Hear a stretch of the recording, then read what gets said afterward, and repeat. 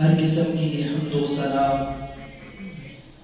اللہ وحدہ لا شریک کے لیے، درود و سلام امام الانبیاء سید المرسلین امام المجاہدین جناب محمد رسول اللہ صلی اللہ علیہ وآلہ وسلم کی ذات رفع و بالا کے لیے اللہ تعالی نے ہم انسانوں کو پیدا کیا ہے، وہ ہمارا خالق و مالک ہے۔ اللہ تعالی یہ بات سب سے اچھی طرح جانتا ہے کہ انسان میں بحیثیت انسان کون کون سی کمی کوتاہی، کمزوری، کجروی اس کی اخلاقیات میں، اس کی فطرت میں، اس کی نیچر میں پائی جاتی ہے۔ قرآن میں اللہ تعالیٰ نے کئی ایک مقام پر انسان کی ان صفات کا تذکرہ کیا ہے، لیکن ایک ایسا وصف، ایک ایسی کمزوری، ایک ایسی انسان کی بری صفت ہے کہ جو اس کے اندر بڑی ہی نمایاں پائی جاتی ہے، اور انسان قدم قدم پہ رشتہ داروں کے ساتھ، دوست احباب کے ساتھ، محلے داروں کے ساتھ، حتیٰ کہ معاملات کرتے ہوئے اپنے خالق مالک رب اللہ کے ساتھ بھی اسی کے تناظر میں ہی پیش آتا ہے۔ اور وہ یہ ہے کہ انسان بہت جلد سرکشی پہ اتر آتا ہے، بہت جلد وہ یہ گمان کر لیتا ہے کہ دنیا میں میرے پاس سب کچھ موجود ہے، مجھے بھلا کس چیز کی ضرورت ہے، مجھے اللہ تعالیٰ نے بہت کچھ دیا ہے۔ لیکن یہ بات پھر رفتہ رفتہ وہ اللہ تعالیٰ سے بھی مقابلے میں آ کے سرکشی کی روش پہ چلتا ہے، اور وہ اللہ سے بھی کہتا ہے کیا مجھے کس بات کی ضرورت ہے، کس چیز کی ضرورت ہے۔ اللہ تعالیٰ نے سورۃ العلق میں اسی بات کا ذکر فرمایا، کلا ان الانسان لیطغی، انسان یقیناً سرکشی پہ اتر آتا ہے، حد سے بڑھتا ہے، وہ اپنی لمٹ کراس کر دیتا ہے۔ ان رآہ استغنی، وہ یہ سوچتا ہے کہ میں تو غنی ہوں، وہ یہ سوچتا ہے کہ میں تو بے پرواہ ہوں، وہ یہ دیکھتا ہے، سمجھتا ہے، باور کرواتا ہے کہ دنیا میں مجھے کسی چیز کی ضرورت ہی نہیں، گاڑی میرے پاس، گھر میرے پاس، اچھا کاروبار میرے پاس، حسن میرے پاس، صحت میرے پاس، ایک ایک چیز کو کاؤنٹ کرتے چلے جائیں، بیوی میرے پاس، اولاد میرے پاس، اولاد کی اولاد بھی میرے پاس، رشتے میرے پاس، لیکن وہ سرکشی کرتا ہے، حد سے بڑھتا ہے۔ ان رآہ استغنی، وہ کہتا ہے کہ میں غنی ہو گیا، میں بے پرواہ ہو گیا، اب مجھے دنیا میں کسی کی ضرورت نہیں۔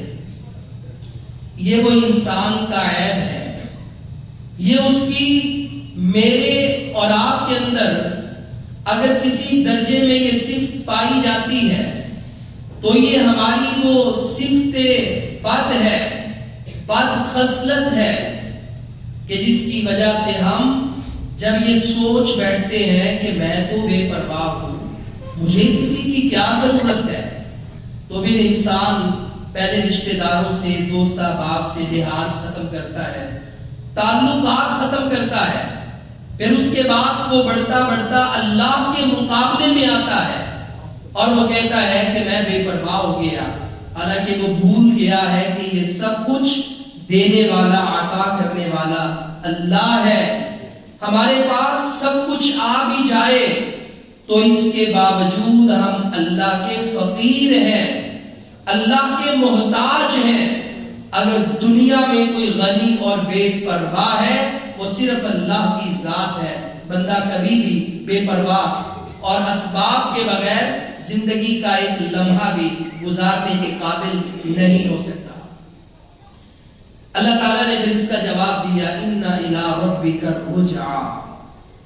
اس کے بعد تیسری آیت میں اللہ فرماتے ہیں کہ اے انسان تو یہ سمجھتا ہے کہ میں بے پرواہ ہوں, تو یہ سمجھتا ہے کہ بس اب مجھے کسی چیز کی ضرورت نہیں, تو نے لوٹ کر تو اللہ کی طرف جانا ہے, تو محتاج تو اللہ کا ہے. اور اللہ تعالیٰ نے قرآن مجید کے ایک اور مقام پر یہاں پہ ایمان والوں کو مخاطب نہیں کیا, صرف کافروں سے خطاب نہیں کیا محض. اللہ تعالیٰ یہاں پہ یا ایھا الناس تمام لوگوں سے مخاطب ہے. اللہ فرماتے ہیں اے لوگوں, کافروں, مشرکوں, مسلمانوں, یہودیوں, عیسائیوں, ہندوؤں, دنیا میں آدم کی اولاد جس مذہب میں, جس رنگ میں, جس مقام پہ پائی جاتی ہے, تمام انسانوں کو اللہ تعالیٰ مخاطب کر رہا ہے. اور اللہ فرماتے ہیں انتم الفقراء الی اللہ, تم سارے کے سارے اللہ کے فقیر ہو. واللہ هو الغنی الحمید, اور اللہ رب العالمین ہی ہے کہ جو دنیا میں آپ کو ایک ذات نظر آئے گی جو بے پرواہ ہے. تعریف کیا گیا ہے, کائنات میں تعریف بھی صرف اللہ کی ہے, بے پرواہ بھی اللہ ہے, وہ کسی چیز کا محتاج نہیں ہے. ہم سب اپنے رب کے محتاج ہیں, ہم سب اللہ کے فقیر ہیں. اور پیارے بھائیوں, اس سے بڑھ کر اور اعزاز کی بات کیا ہو سکتی ہے, اور رتبے کی بات کیا ہو سکتی ہے کہ اگر واقعی اللہ ہمیں اپنا فقیر بنا لے, دنیا میں ہمیں کسی انسان کے سامنے دست پھیلانا نہ پڑے, دشت رکھنا نہ پڑے, دشت میں بھیک مانگنی نہ پڑے. اس سے بڑھ کر کیا ہو سکتا ہے کہ اللہ ہمیں بس اپنا فقیر بنا لے, اللہ ہمیں اپنا محتاج بنا لے, اور وہ پھر ہماری ضروریات کو پورا کرے. انسان کے لیے یقیناً یہ فخر کی بات ہے, اعزاز کی بات ہے کہ وہ اپنے اللہ کا فقیر ہے, حقیقت بھی ہے, اور بندہ محتاج بھی اللہ کا ہے. بس بندے کو اس کا اظہار بھی کرتے رہنا چاہیے, اپنے من کو, اپنے دل کو, اپنے ضمیر کو بار بار یہ سبق پڑھانا چاہیے کہ اے انسان, اے بندے, تیرے پاس یقیناً بہت کچھ ہوگا, لیکن یہ سب اللہ کا ہے, اور تو پھر بھی ان سب چیزوں کے ہونے کے باوجود محتاج تو اللہ کا ہے. اللہ تعالیٰ کی محتاجگی کے بغیر دنیا میں اور کوئی سہارا نہیں, تیرا کوئی چارہ نہیں ہے, اللہ ہی چارہ گر ہے, وہی تیرا سہارا ہے. اور اسی ضمن میں یہ سنن صحیح مسلم کی یہ روایت ہے, اور اس کے راوی جناب سیدنا ابو ذر غفاری رضی اللہ تعالی عنہ ہے. وہ فرماتے ہیں, یہ ایک روایت ہے, اس میں انسان اللہ تعالیٰ کا کہاں کہاں محتاج ہے, کون کون سی ایسی انسان کے اندر ایسی گھڑی اور لمحہ ضرورت پائی جاتی ہے کہ جس میں وہ محتاج اپنے رب کا ہے. اس حوالے سے ایک روایت ہے صحیح مسلم کی, نبی کریم صلی اللہ علیہ وسلم یہ روایت بیان کرتے ہیں اللہ تعالیٰ سے.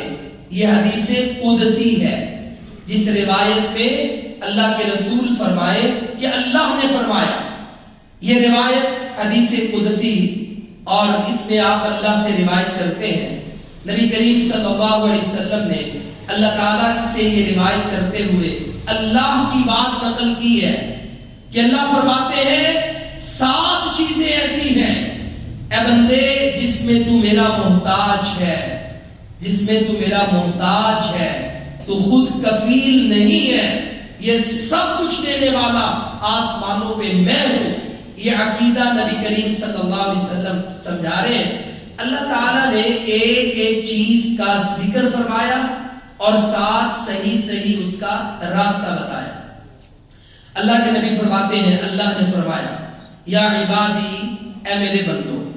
سب سے پہلے آپ اس حدیث میں دیکھیں گے کہ اللہ تعالیٰ نے یہ جو 7 چیزیں بیان کی ہیں، ایک ایک چیز سے قبل اللہ تعالیٰ کا مخاطب کرنے کا انداز کتنا پیارا ہے۔ اللہ فرماتا ہے یا عبادی، اے میرے بندو۔ ہم گناہگار ہیں، پھر بھی وہ کہتا ہے اے میرے بندو۔ ہم اللہ کی بڑی نافرمانی کرتے ہیں، اس کے باوجود بھی وہ کہتا ہے اے میرے بندو۔ عبادات کا حق ادا نہیں کرتے، پھر بھی وہ کہتا ہے اے میرے بندو۔ وہ ایک ایک جرم، وہ ایک ایک چیز کی اصلاح کر رہا ہے، مگر وہ ہمارا رب ہم سے پیار کتنا کر رہا ہے، ہمیں اپنائیت کتنی دے رہا ہے۔ وہ ہمیں کہتا ہے اے میرے بندو۔ دنیا میں بھائی سے، کزن سے، دوست سے کوئی بڑا جرم ہو جائے، وہ اشتہاری ہو جائے، FIR ہو جائے، یہ آج کل سوشل میڈیا کا دور ہے، اس کی برائی ہائی لائٹ ہو جائے، اللہ کی پناہ ہے، تو لوگ کہتے ہیں اس کا میرے ساتھ کوئی تعلق نہیں۔ والدین بھی آگ کر دیتے ہیں کہ آج کے بعد ہمارا بیٹا نہیں، دوست کہتے ہیں میرا دوست نہیں، بھائی کہتے ہیں ہمارا بھائی نہیں، مگر یہ ظرف اللہ کا ہے کہ دنیا اس کا کھا کر اس کے ساتھ شرک کرتی ہے، دنیا اس کا ایک ایک احسان لینے کے بعد بھی اس کو گالیاں دیتی ہے، عبادت میں حق ادا نہیں کرتی، مگر اس کے باوجود وہ کہتا ہے یا عبادی یا عبادی۔ سارے گناہ کرنے کے باوجود تم بندے تو میرے ہو نا، تم میرے بندے ہو۔ یہ محبت ہے اللہ تعالیٰ کی۔ پہلی بات جو اللہ تعالیٰ نے ارشاد فرمائی وہ کیا ہے؟ فرمایا انی حرمت الظلم علی نفسی، اے میرے بندو میں نے ظلم کو اپنے آپ پہ حرام کر دیا ہے۔ اللہ کہتا ہے کہ ظلم نہیں کرتا میں کسی کے ساتھ۔ وما انا بظلام للعبید، کائنات میں ہمارا رب کسی کے ساتھ، اپنے بندوں کے ساتھ ظلم کرنے والا نہیں۔ یہ جو لوگ جہنم میں جا رہے ہیں، جہنم میں جائیں گے، اس میں اللہ کا ان کے اوپر ذرہ برابر بھی ظلم نہیں ہوگا۔ یہ سارے لوگ اپنے آپ پر خود ہی ظلم کرنے والے ہیں، اپنا نقصان خود ہی کرنے والے ہیں۔ فرمایا میرے بندو میں نے ظلم اپنے آپ پہ حرام کیا ہے، وَجَعَلْتُهُ بَيْنَكُمْ مُحَرَّمًا، اور میں نے اس ظلم کو تمہارے اوپر بھی حرام کر دیا ہے۔ فَلَا تَظَالَمُوا، آج کے بعد تم نے آپس میں ظلم نہیں کرنا۔ ظلم کیا ہے؟ عربی زبان کا لفظ ہے۔ تعریف کیا ہے؟ وَضْعُ الشَّيْءِ فِي غَيْرِ مَحَلِّهِ، آپ کسی بھی چیز کو اس کے اصل مقام سے ہٹا کر کسی اور جگہ پہ رکھ دیتے ہیں تو اس کو ظلم کہا جاتا ہے۔ اس لیے کائنات میں کسی کا حق کھائیں، مال نہ دیں، خون بہا دیں، عزتیں پامال کر دیں، تو یہ دنیا میں ظلم ہے، یہ ظلم ہے، جائز نہیں کہ آپ نے اصل مقام سے اس چیز کو ہٹا کر حق اس کا تھا اسے دے دیا۔ سجدہ اللہ کے لائق تھا، آپ مخلوق کو کرتے ہیں۔ نماز، روزہ، حج، زکات، نذر و نیاز، قسم اللہ کی اٹھانی ہے، آپ غیر اللہ کی اٹھاتے ہیں۔ تو اس لیے شرک کو سب سے بڑا قرآن مجید میں ظلم قرار دیا گیا ہے۔ تو اللہ تعالیٰ ایک نصیحت یہ فرماتے ہیں، انسان تو جب سرکشی میں بڑھتا ہے فلا تظالموا، آپس میں ظلم نہ کرو، ایک دوسرے کے حق نہ کھاؤ۔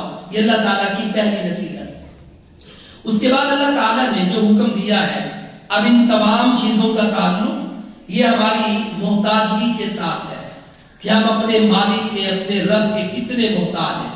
اللہ تعالیٰ فرماتے ہیں یا عبادی کلکم ضال الا من ہدیت، فرمایا اے بندو تم سارے کے سارے گمراہ تھے، تمہیں صحیح راستے کا علم نہیں تھا، تمہیں صراط مستقیم کا راستہ معلوم نہیں تھا، تمہیں ہدایت نہیں مل رہی تھی، سارے تم گمراہ ہو، الا من ہدیتو، سوائے اس بندے کے کہ جس کو میں نے ہدایت دے دی، فاستہدونی اہدکم، آج کے بعد اگر تمہیں ہدایت چاہیے، تم نے مجھ سے ہدایت کا سوال کرنا ہے، میں تمہیں سیدھا راستہ دکھاؤں گا، میں تمہیں دین اسلام کی ہدایت دوں گا۔ اب اس کا کیا مطلب ہے کہ ہم اگر ایمان والے ہیں، مسلمان ہیں، کلمہ پڑھتے ہیں، دنیا میں اور بھی بڑے لوگ ہیں، اس روئے زمین پر چند 100 کلومیٹر کے فاصلے پر اسی بر صغیر میں جہاں پہ ایک اللہ کی عبادت کرنے والے ہیں، پیشاب بہانے والے اور جانور کا دودھ پینے والے ہیں، وہیں پر کروڑوں خداؤں کی پوجا کرنے والے ہندو بھی موجود ہیں جو پیشاب پینے والے ہیں اور دودھ نالوں میں بہانے والے ہیں۔ کیسی عقل ان کی مان پڑ چکی ہے۔ اللہ تعالیٰ فرماتا ہے یہ جو تمہیں ہدایت ملی ہے یہ تمہارے رب نے تمہیں عطا کی ہے، لہذا ہدایت کا سوال تم نے مجھ سے کرنا ہے، میں تمہیں ہدایت دوں گا۔ کبھی بھی بندے کو اپنے ایمان اور ہدایت پر ناز نہیں کرنا چاہیے، فخر نہیں کرنا چاہیے۔ اور اس میں یہ جو نماز کے اندر ہر رکعت میں ہم یہ دعا پڑھتے ہیں جو قرآن مجید کا حصہ ہے، سورۃ الفاتحہ کی آیت ہے، اہدنا الصراط المستقیم، اے اللہ ہمیں سیدھا راستہ دکھا دے، صراط مستقیم پہ چلا دے۔ یہاں پہ ایک سوال پیدا ہوتا ہے، اللہ اگر ہم صراط مستقیم پہ نہیں تھے تو نماز پڑھنے کے لیے نہ آتے، اگر صراط مستقیم کا پتہ ہی نہ ہوتا تو مسجد پہ نہ آتے۔ یہ جو نماز پڑھ رہے ہیں ہر رکعت پہ پڑھتے ہیں اہدنا الصراط المستقیم، اس کا مطلب یہ ہے ہم اللہ سے دوام مانگتے ہیں، یا اللہ یہ جو تو نے صراط مستقیم ہمیں دیا ہے بس ہماری موت بھی اسی صراط مستقیم پہ آئے، مرتے دم تک تو ہمیں صراط مستقیم پر قائم و دائم رکھنا۔ اللہ فرماتا ہے تم سارے گمراہ تھے، یہ جس کو میں نے ہدایت دی ہے میں نے دی ہے، تم نے ہدایت کا سوال مجھ سے کرنا ہے، یہ تمہارا یا ہمارا کوئی کمال نہیں بلکہ یہ اللہ کی عطا ہے، یہ اس کا فضل ہے۔ تیسرے نمبر پہ یا عبادی، اے میرے بندو، کلکم جائعن، تم سارے کے سارے بھوکے تھے، الا من اطعمتہ، سوائے اس کے کہ جس کو میں نے کھانا کھلا دیا۔ اللہ کہتا ہے دنیا میں سارے بھوکے ہیں، کسی کے پاس رزق نہیں ہے، رزق کا اختیار بھی نہیں ہے۔ یہ جو آپ کو میں نے رزق دیا ہے، روپیہ پیسہ دیا ہے، کماتے ہیں، آپ کی انکم ہے، کم ہے، زیادہ ہے، محنت کم انکم زیادہ، یا محنت زیادہ انکم کم، جو بھی آپ کی آمدنی ہے، جو بھی تم کھاتے ہو، اللہ کہتا ہے یہ دینے والا میں ہوں، تمہارے بس کی بات نہیں ہے۔ اور یہی ایک سبب ہے کہ جس کو اگر آج لوگ سمجھ جائے تو ہمارے رزق کے بڑے بڑے مسئلے حل ہو جائیں۔ وہ کیا سبب ہے کہ ہم سب، اللہ تعالیٰ نے اس کے بعد یہ دعوت دی، فرمایا فاستطعمونی اطعمکم، لہذا آج کے بعد تم سب نے مجھ سے کھانے کا سوال کرنا ہے، میں تمہیں کھلاؤں گا۔ یہ سبب کیا ہے کہ ہمارا یہ عقیدہ ہونا چاہیے کہ رزق دینے والا صرف اللہ ہے۔ اور اللہ فرماتے ہیں قل ان ربی یبسط الرزق لمن یشاء ویقدر له، دنیا میں رزق دینے والا صرف اللہ ہے۔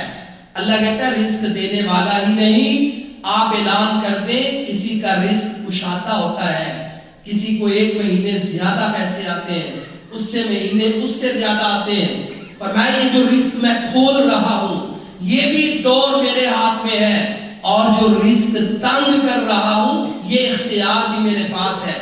جب بندے کو یہ بات سمجھ آ گئی کہ یہ جو لقمہ میں نے کھانا ہے، کھا کے ہی مرنا ہے، اس کے بغیر موت آ ہی نہیں سکتی، تو پیارے بھائیوں ہم اپنے رزق کے مسائل اپنے اللہ کے سامنے کیوں نہیں رکھتے؟ اللہ کہتا ہے تم مجھ سے مانگو، میں تمہیں کھانا کھلاؤں گا۔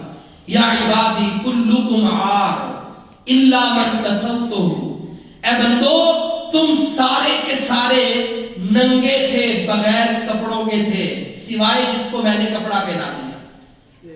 دنیا میں ہم آئے تھے، ہمارے پاس پہننے کے لیے کپڑے نہیں تھے، دنیا سے ہم جا رہے ہیں، قبروں سے اٹھائے جائیں گے، قیامت والے دن یہی تن بدن بغیر کپڑوں کے رب کے سامنے پیش ہوں گے۔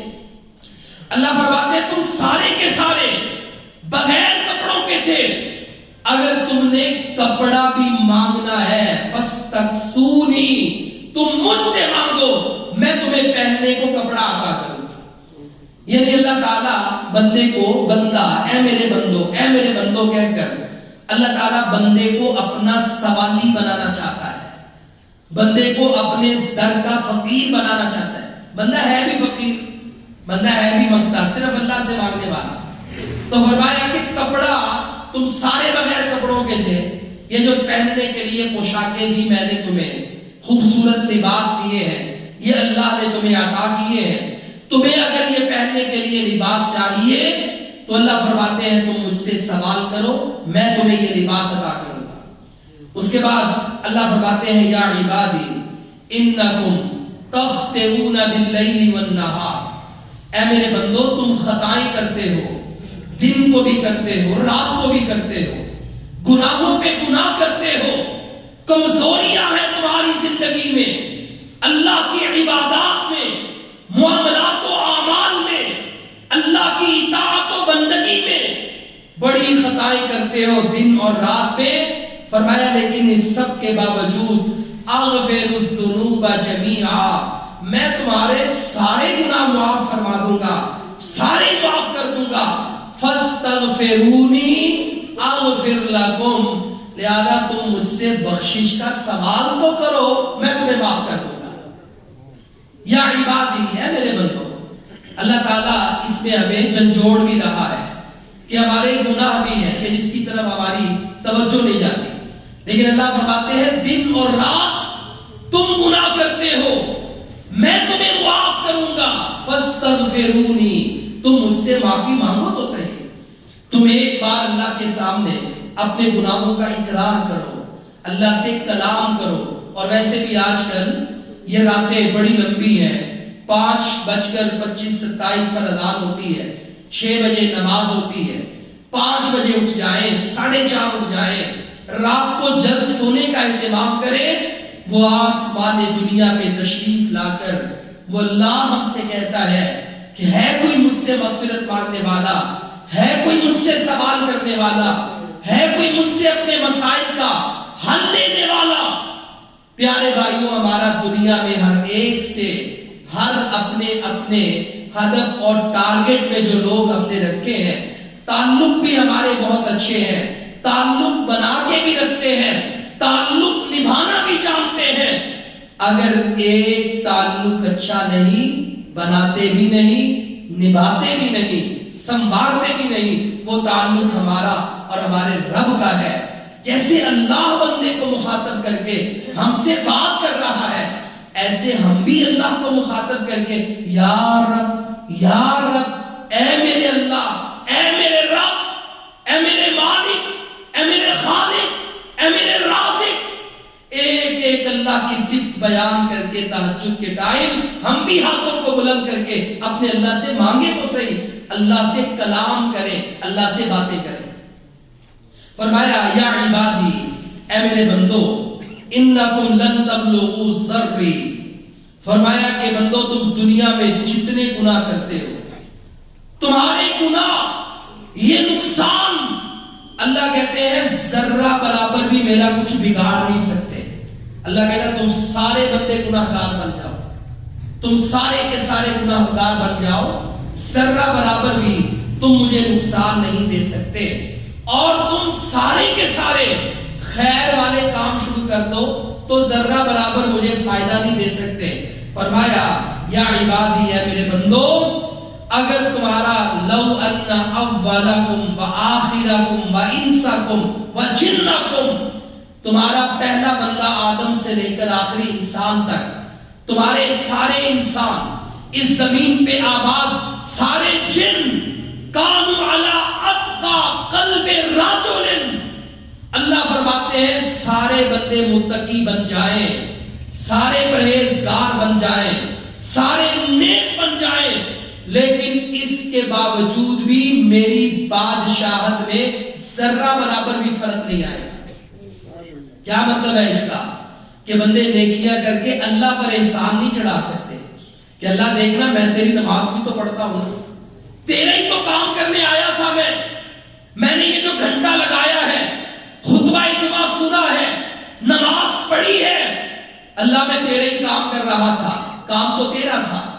اللہ کہتا ہے تم سارے کے سارے متقی بن جاؤ، سارے کے سارے تم نمازی بن جاؤ، غازی بن جاؤ، مجاہد بن جاؤ، عابد و زاہد بن جاؤ، جواد بن جاؤ، ساری انسانیت نیک ہو جائے، متقی بن جائے، میری بادشاہت میں ذرہ برابر بھی کوئی فرق نہیں ہے.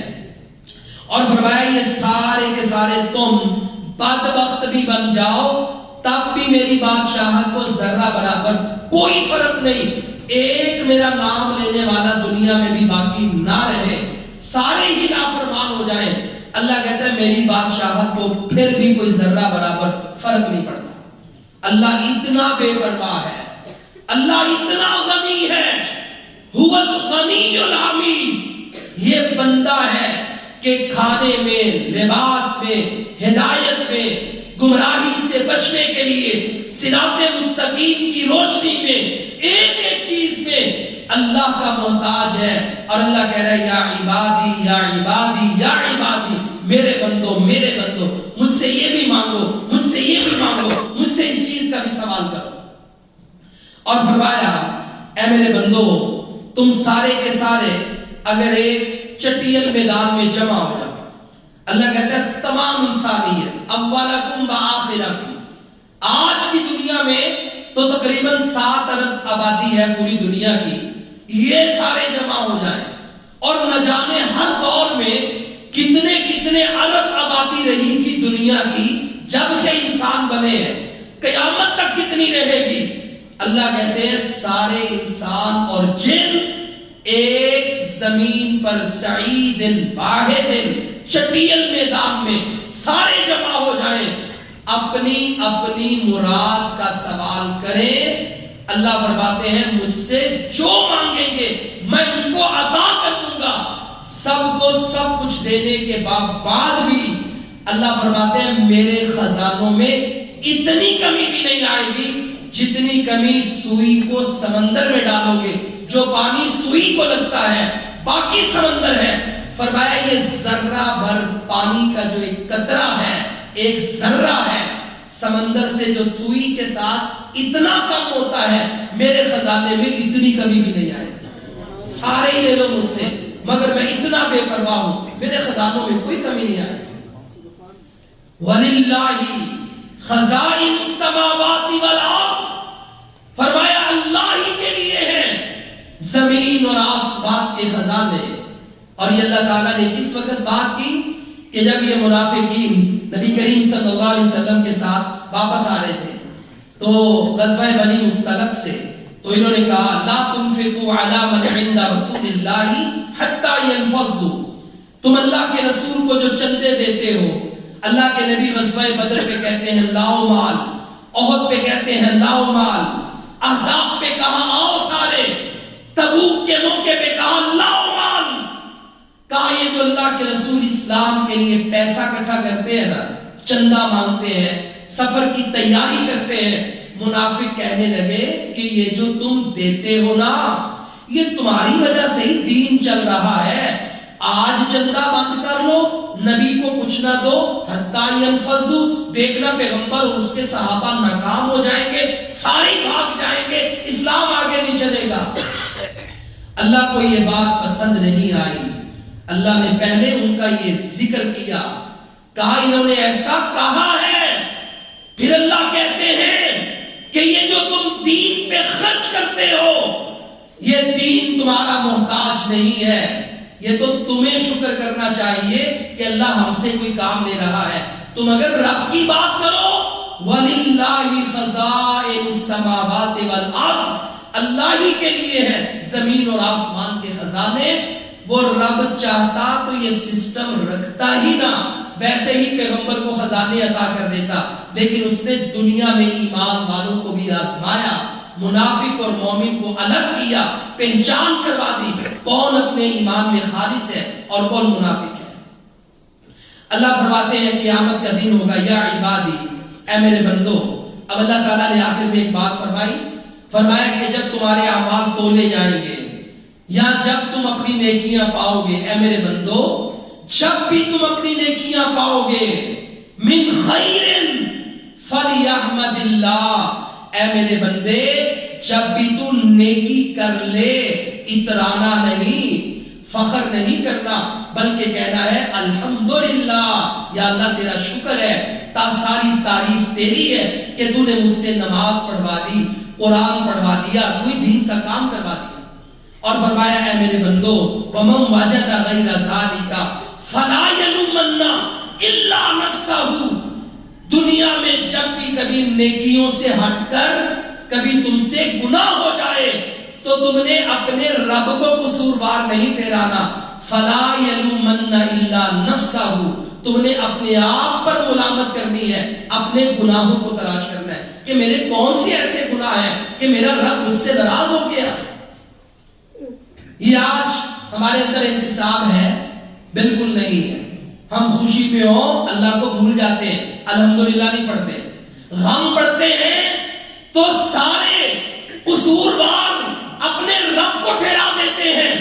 ہم سارے کہتے ہیں اللہ ہمیں بھول گیا ہے، اللہ ہماری سنتا نہیں ہے، بڑے ہی مایوس ہو جاتے ہیں. اللہ کہتا ہے فلا یلومن الا نفسا، اے انسان تو اپنے آپ کو ملامت کر، کیونکہ تو محتاج ہے، اللہ محتاج نہیں.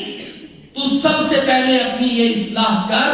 الرآہ استغنا، جو بات میں نے شروع میں کہی کہ انسان کے اندر ایک ایسی بد صفت پائی جاتی ہے کہ وہ اپنے آپ کو بے پرواہ سمجھتا ہے. چار پیسے آ جائیں، تھوڑی سی اللہ تعالیٰ صلاحیت دے دے، بولنے والے کو بولنے کا طریقہ دے دے، علم والے کو علم دے دے، حکمرانوں کو حکومت دے دے، تو بندہ یہ انسان کی کمزوری ہے دنیا کے ہر طبقے میں، ہر فیلڈ میں، کہ وہ اپنے آپ کو بے پرواہ سمجھتا ہے. اللہ تعالیٰ یہ بندے کی اصلاح کرتا ہے. بندے تو کبھی بے پرواہ نہیں ہو سکتا، ہمیشہ بندہ رب کا محتاج ہے. انتم الفقراء الی اللہ واللہ هو الغنی الحمید. اگر دنیا میں کوئی بے پرواہ ہے وہ صرف اللہ ہے، اللہ کسی کا محتاج نہیں. باقی ہم عقیدے ہدایت سے لے کر روز قیامت کے ایک ایک عمل تک اپنے رب کے محتاج ہیں. اور آخر میں یہ انسان کی دو صفتوں کا اللہ تعالیٰ نے خلاصہ کیا. کہاں پر؟ سورۃ الفجر میں. یہ آیتیں بھی ہم نماز میں اکثر سنتے ہیں. اللہ فرماتے ہیں فَأَمَّا الْإِنسَانُ إِذَا مَا ابْتَلَاهُ رَبُّهُ فَأَكْرَمَهُ وَنَعَّمَهُ. اللہ فرماتے ہیں انسان، اللہ تعالیٰ اسے آزماتا ہے. کیسے؟ فرمایا اللہ اسے عزت بھی دیتا ہے، اسے نعمتیں بھی دیتا ہے. جب بندے کو اللہ عزت، شہرت، نام اور نعمتیں دیتا ہے فَيَقُولُ رَبِّي أَكْرَمَنِ، وہ کہتا پھرتا ہے دیکھو میرے رب نے میری بڑی عزت کی، اللہ نے مجھے بڑا مقام دیا. وہ سب کو بتاتا ہے وَأَمَّا الْإِنسَانُ إِذَا مَا ابْتَلَاهُ رَبُّهُ. اللہ تعالیٰ کہتا ہے جب انسان کو اس کا رب آزماتا ہے. یہاں پر بھی اللہ تعالیٰ نے آزمائش کی بات کی اور کہا جب رب اس کو آزماتا ہے. دوسری آیت میں ساتھ ہی فرمایا وَأَمَّا إِذَا مَا ابْتَلَاهُ، اور جب اللہ اسے آزماتا ہے، یعنی اللہ نعمتیں دے کر بھی کہہ رہا ہے میں تمہیں آزما رہا ہوں. فَقَدَرَ عَلَيْهِ رِزْقَهُ، میں رزق تنگ کر دیتا ہوں. اللہ یہاں پر بھی کہہ رہا ہے میں تمہیں آزما رہا ہوں. یعنی مومن مسلمان بندے کی ہر حال میں اللہ تعالیٰ آزمائش کر رہا ہے. اللہ کہتا ہے جب نعمتیں ملتی ہیں نا بندے کو، بندہ بڑا راضی ہوتا ہے، لوگوں سے کہتا ہے میرے رب نے میری بڑی عزت کی، بڑا کرم ہے جی اللہ کا. سنائے حالات کیسے ہو جناب، اللہ کا سب کچھ دیا ہوا ہے، مجھے تو ضرورت ہی نہیں کسی چیز کی. اچھا اللہ کہتا ہے لیکن جب ہم اسے آزماتے فَقَدَرَ عَلَيْهِ رِزْقَهُ، ہم آزمانا کیا ہے، ہم بندے کا رزق تنگ کر دیتے ہیں، بڑی محنت کر رہا ہوتا ہے لیکن انکم نہیں ہوتی، پریشان ہوتا ہے. فرمایا انسان پھر کیا کہتا ہے، فَيَقُولُ رَبِّي أَهَانَنِ، کہتا ہے میرے رب نے میری توہین کر دی، اللہ میری بےزتی کرتا ہے، اللہ مجھے ذلیل کرتا ہے. اللہ کہتا ہے تم یہ قصور رب پر نہ ڈالو. جب کبھی آزمائشیں آئے اے انسان، تو اپنے آپ کو ملامت کر، یہ نہ کہ اللہ نے میرے ساتھ یہ کیا. کلا، ہرگز نہیں. چونکہ یہ آیتیں آپ نماز میں سنتے ہیں اس لیے میں ترجمہ کر رہا ہوں لفظی، تاکہ جب بھی کبھی نماز میں یہ آیات سنیں، اللہ کہتا ہے کلا، اوے انسان تیرے رب نے تجھے ذلیل نہیں کیا. اللہ تو بندے سے پیار کرتا ہے، ہرگز نہیں. تو کیوں ذلیل ہوا؟ بل لا تکرمون الیتیم، یتیموں کی عزت تم کرتے نہیں تھے. ولا تحاضون علی طعام المسکین، ایک دوسرے کو مساکین غریبوں کو کھانا کھلانے پہ ابھارتے نہیں تھے. وتأکلون التراث اکلا لما، وراثت کی تقسیم ہوتی تھی تو بہنوں بھائیوں کے حق کھاتے تھے، سارے لپیٹ کے کھانے کے چکر میں ہوتے تھے. اور یہ سب کیوں ہے؟ وَتُحِبُّونَ الْمَالَ حُبًّا جَمًّا، اصل میں انسان کو مال سے محبت ہی بہت زیادہ ہے. یہ اپنے مال کرتا کرتا مال سے اتنی محبت کرتا ہے کہ یہی مال دنیا میں چھوڑ کے خالی ہاتھ قبر میں چلا جاتا ہے. تو اللہ تعالیٰ نے یہاں پر یہ دو آیتوں میں جو رویے بیان کیے اس میں فرمایا کہ انسان جو یہ بات کرتا ہے نا، فَيَقُولُ رَبِّي أَهَانَنِ، وہ کہتا ہے میرے رب نے مجھے رسوا کر دیا، ذلیل کر دیا. اللہ تو معاذ اللہ، لوگ کہتے ہیں ایسے، بھئی اللہ تو ہمارے ساتھ ہے ہی نہیں، ہماری سنتا ہی نہیں. ایک بندہ مجھے کہنے لگا کہ 10 سال ہو گئے جو کاروبار کرتا ہوں بہت پریشان ہوں. کہتا ہے بس مجھے تو ایسے لگتا ہے کہ میرا رب ہے ہی نہیں. میں نے کہا بھائی یہ شیطان کا جملہ ہے. فَلَا يَلُومَنَّ إِلَّا نَفْسَهُ، اللہ اس حدیث قدسی میں یہی تو سمجھانا چاہتا ہے، بندے تو اپنے رب کا فقیر اور محتاج ہے. جب کبھی خیر آئے الحمدللہ پڑھا کر، اگر کبھی مشکل وقت آئے، برائی ہو جائے، فَلَا يَلُومَنَّ إِلَّا نَفْسَهُ، اپنے آپ کو ملامت کیا کر. کیونکہ اللہ رب العالمین کا ایک قاعدہ ہے. قاعدہ کیا ہے؟ مثال سے سمجھ آئے گا. ایک استاد کلاس میں ایک بچے کو روز مارتا ہے، اور ایک بچہ ایسا ہے جسے مارتا ہی نہیں.